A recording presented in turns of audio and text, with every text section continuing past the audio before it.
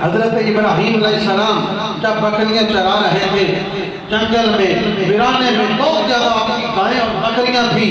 ابراہیم علیہ السلام آپ جب بکریاں جنگل میں چرا رہے ہیں اتنے میں ایک انسانی شکل میں فرشتہ آیا, اللہ کا ذکر سنایا, خاموش ہو گیا, ذکر سنایا آپ کو بڑا پسند آیا, خوش ہوئے.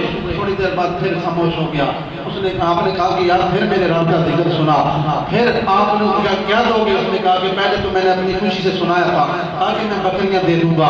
کچھ بکریاں دی, پھر سنایا, خاموش ہو گیا, پھر سنایا ساری بکریاں سارے گائیں سارا مال رب کے ذکر کی خاطر قربان کر دیا. اب سارا مال اب کیا دے گا؟